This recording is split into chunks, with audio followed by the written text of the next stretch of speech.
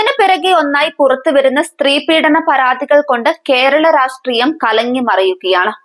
നിലവിൽ ബി.ജെ.പി. സംസ്ഥാന വൈസ് പ്രസിഡന്റും പാലക്കാട് രാഹുൽ മാങ്കൂട്ടത്തിലിനെതിരെ മത്സരിച്ച ബി.ജെ.പി. സ്ഥാനാർത്ഥിയുമായ സി കൃഷ്ണകുമാറിനെതിരെ പാർട്ടിയിൽ നിന്നുയരുന്ന പീഡന പരാതിയാണ് നിലവിലെ ചർച്ച.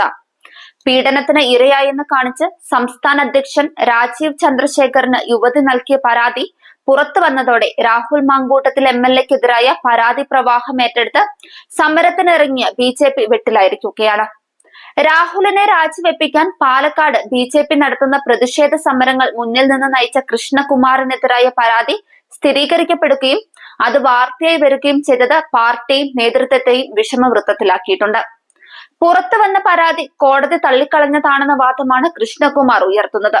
എന്നാൽ പരാതിയിൽ ഇര ഉറച്ചു നിന്നാൽ കൃഷ്ണകുമാറിനും ബി.ജെ.പിക്കും കുരുക്ക് മുറുകും.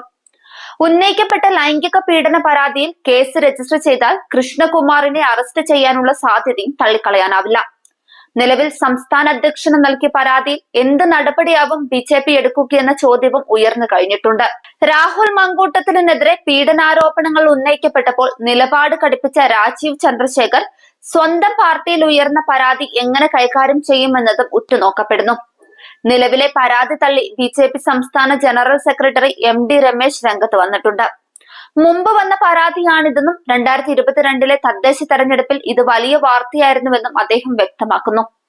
കൃഷ്ണകുമാറിനെതിരെ പരാതി ഉയർന്നതോടെ ബി.ജെ.പിയിലെ ഗ്രൂപ്പ് പോര് മൂർച്ഛിക്കുമെന്നും പറയപ്പെടുന്നുണ്ട്.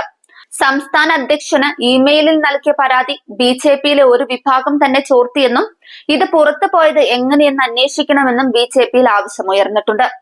മുരളീധര പക്ഷത്തെ പ്രമുഖനായ നേതാവ് കൃഷ്ണകുമാറിന് മുൻ സംഘടനാ ജനറൽ സെക്രട്ടറി BL സന്തോഷുമായി വലിയ ബന്ധങ്ങളുണ്ടെന്നും പറയപ്പെടുന്നു. എന്നാൽ ആരോപണത്തിന് പിന്നിലെ കൂടുതൽ വിശദാംശങ്ങൾ പുറത്തുവരാൻ സാധ്യതയുണ്ടെന്നും കരുതപ്പെടുന്നുണ്ട്. ഇതിനിടെ CPM-ലെ ഒരു യുവമന്ത്രിക്ക് നേരെ പീഡനാരോപണമുണ്ടെന്ന അഭ്യൂഹങ്ങളും നിലവിലെ രാഷ്ട്രീയ അന്തരീക്ഷത്തിൽ ഉയർന്നു കേൾക്കാൻ തുടങ്ങിയിട്ടുണ്ട്. ആരോപണത്തിന്റെ നെല്ലും പതിരും തിരിച്ചറിയാൻ കുറച്ചു സമയം കൂടി വേണ്ടി വന്നേക്കുമെന്നും രാഷ്ട്രീയ നിരീക്ഷകർ കരുതുന്നു. CPM-ലെ പ്രമുഖനായ യുവമന്ത്രി ഗോവിന്ദൻ പക്ഷത്തു നിന്നും പിണറായി പക്ഷത്തേക്ക് കൂറുമാറിയ ആളാണെന്നും പൊതുവെ പറയപ്പെടുന്നുണ്ട്.